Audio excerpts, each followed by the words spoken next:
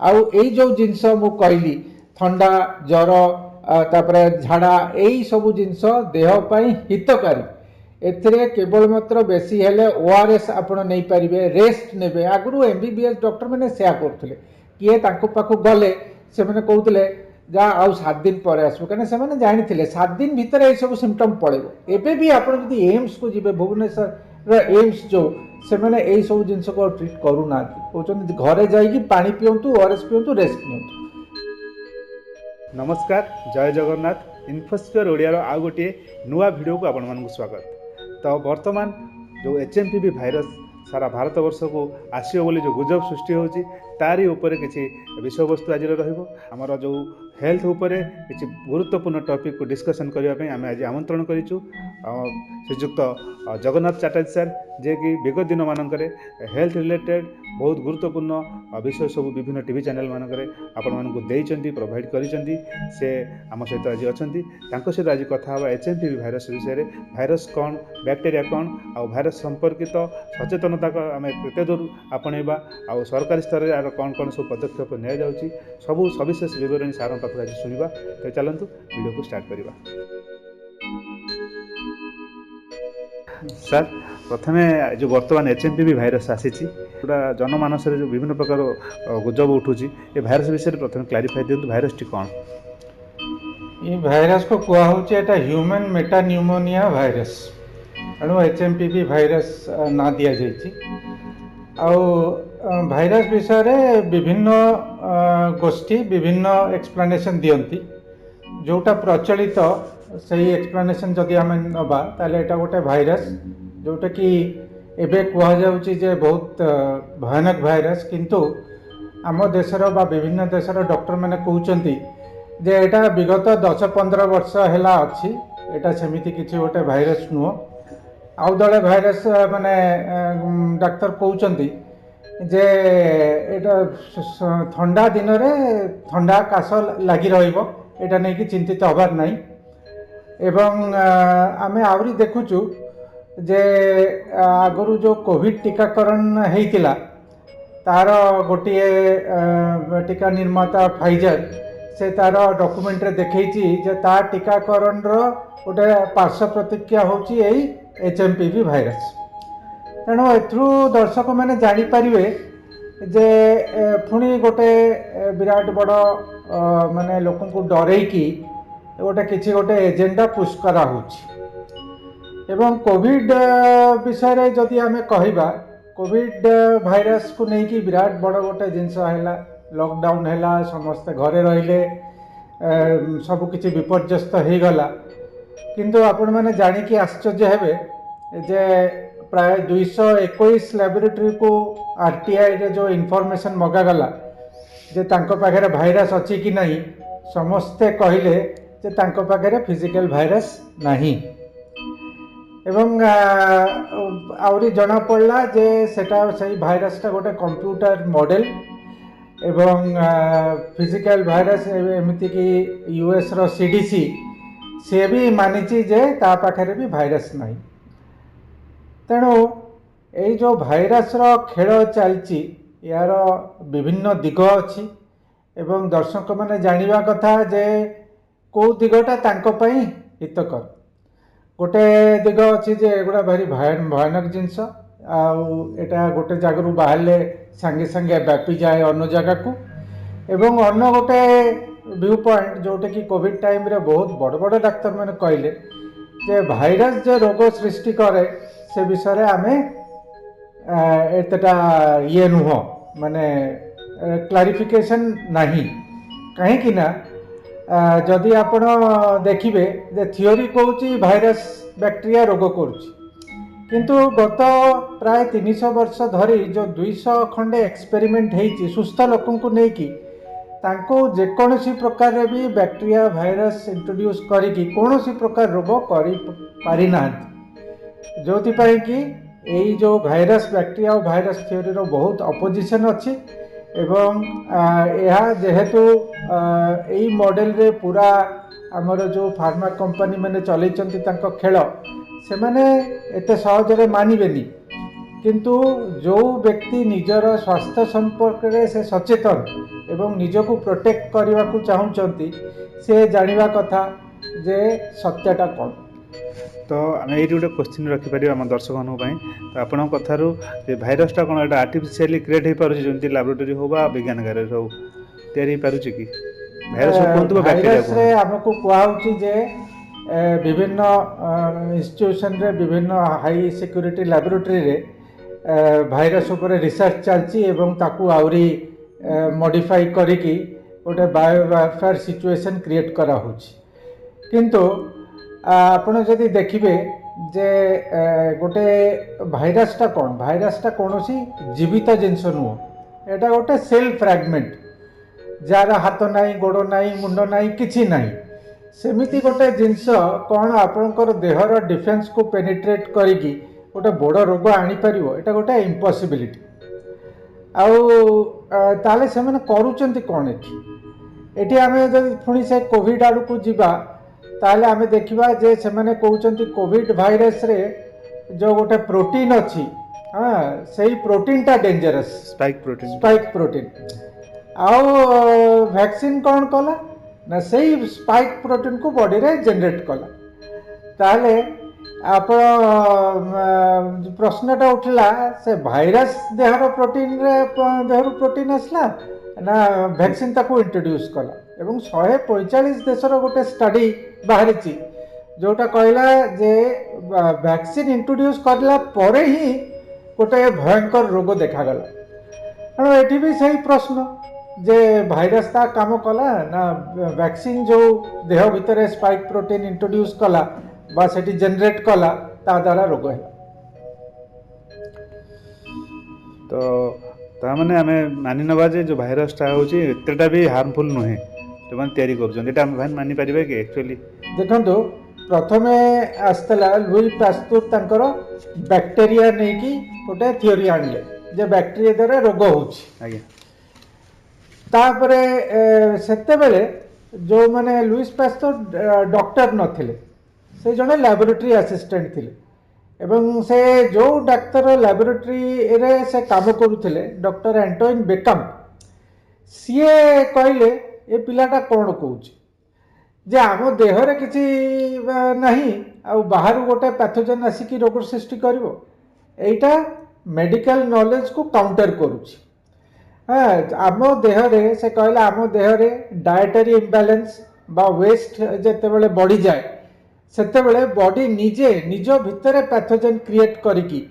ସେ ତାକୁ ଏଲିମିନେଟ୍ କରେ, ଯାହାଦ୍ୱାରା କି ଆମର ଝାଡ଼ା, ବାନ୍ତି, ଜ୍ୱର, ଥଣ୍ଡା, ଛିଙ୍କ ଏସବୁ ହୁଏ ଏବଂ ସେଇ ପ୍ରୋସେସଟା ଦେହ ପାଇଁ ହିତକାରକ ଏବଂ ସେଇ ପ୍ରୋସେସଟା କମ୍ପ୍ଲିଟ୍ ହେଲେ ହିଁ ଗୋଟେ ଲୋକ ପୁଣି ସୁସ୍ଥ ହୁଏ। କିନ୍ତୁ ଏଠି ଦେଖନ୍ତୁ, ଏଇ କନସେପ୍ଟଟାକୁ ସମ୍ପୂର୍ଣ୍ଣ ଭାବେ ଓଲଟେଇ ଦିଆଗଲା। କହିଦିଆଗଲା ଯେ ଭାଇରସ୍ ଆସିକି ଦେହକୁ ଆଟାକ୍ କରୁଛି ଏବଂ ସେଇ ଭାଇରସ୍କୁ ବା ବ୍ୟାକ୍ଟେରିଆକୁ ମାରିଦେଲେ ଆମେ ରୋଗମୁକ୍ତ ହେଇପାରିବା। କିନ୍ତୁ କଥାଟା କ'ଣ ହେଉଛି, ଆପଣଙ୍କ ଦେହର ଯେଉଁ ବେନିଫିସିଆଲ ପ୍ରୋସେସଟାକୁ ରୋଗ ନା ଦେଇକି ତାକୁ ବନ୍ଦ କରିଦିଆହେଉଛି।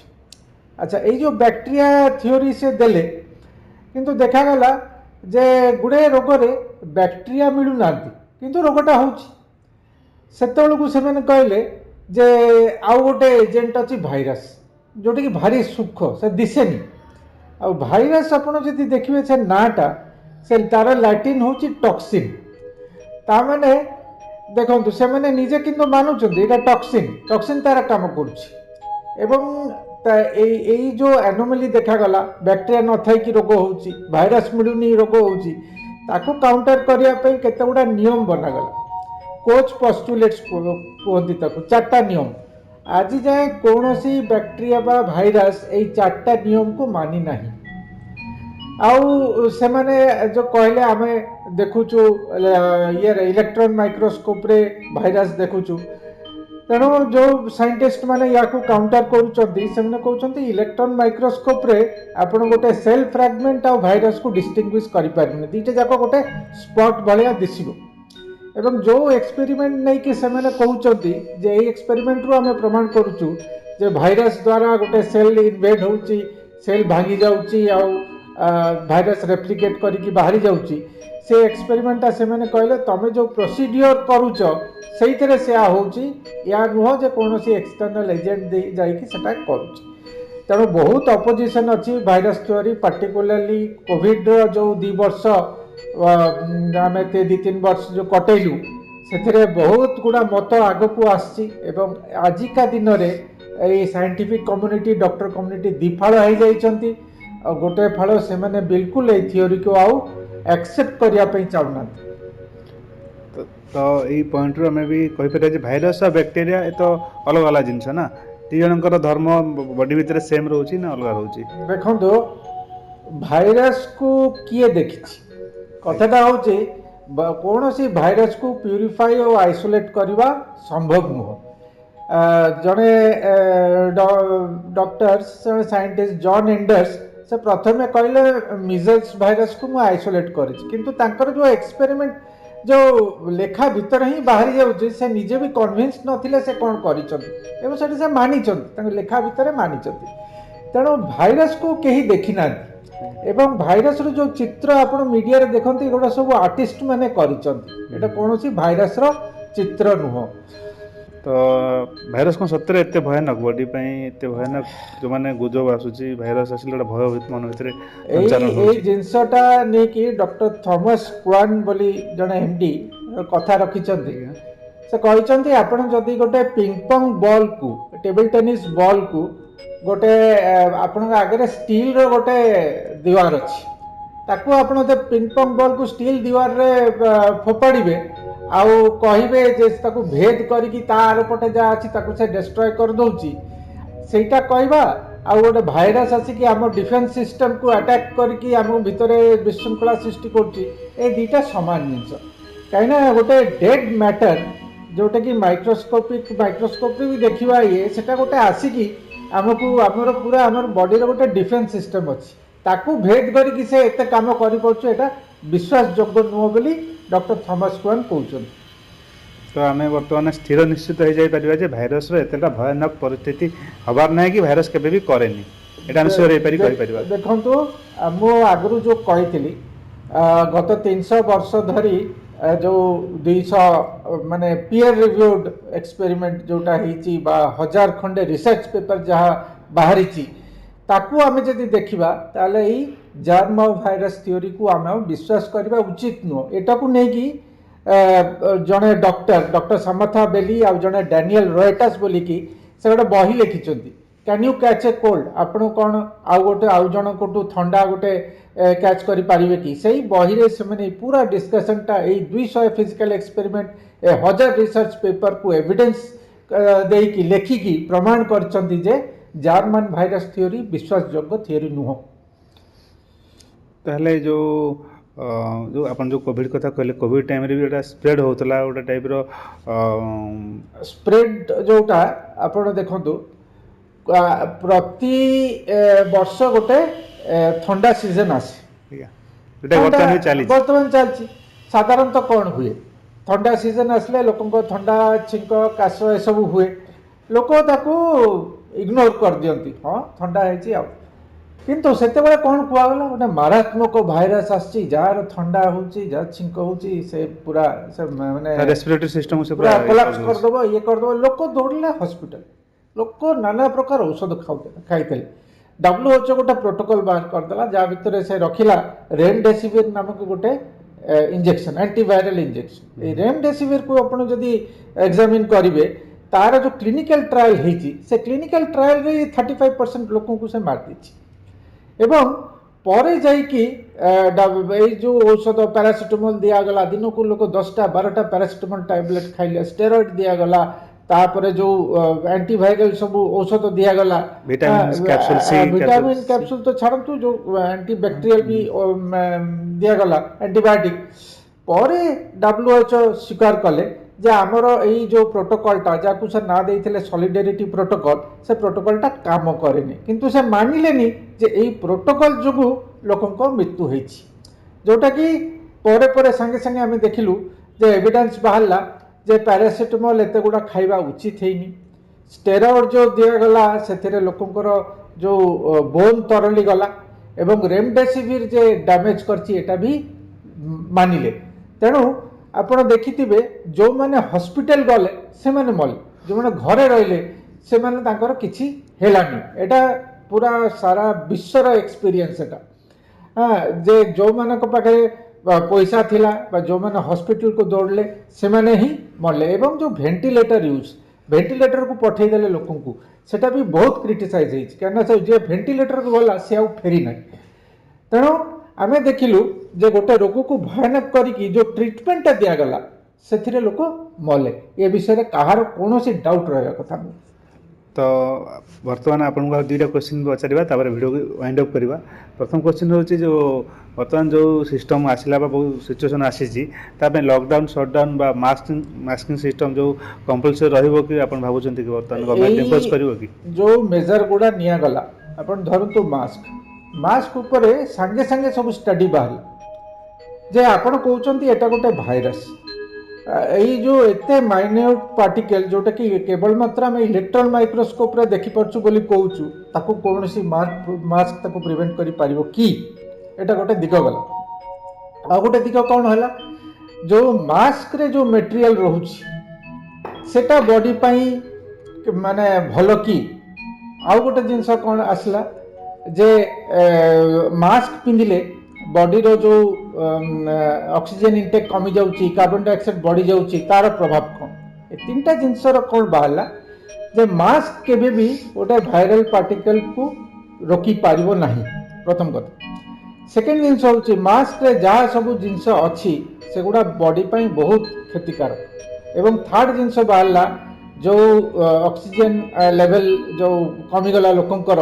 एवं जो कार्बन डाइऑक्साइड बॉडी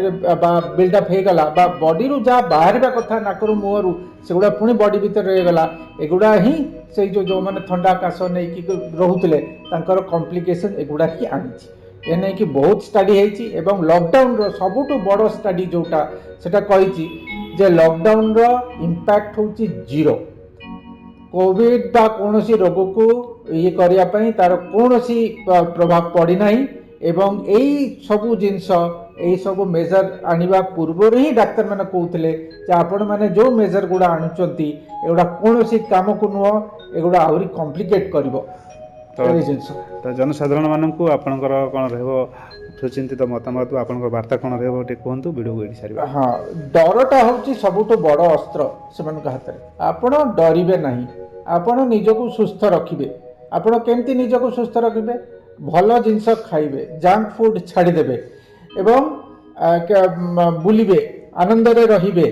ताले ही आपण भले रहिबे आपण जदि डरी जिबे आपण जदि जहाँ सब करने को कहउची औषध खाइबा अमुक खाइबा सब करिवे आपण असुस्थ हो पड़िबे एवं आपण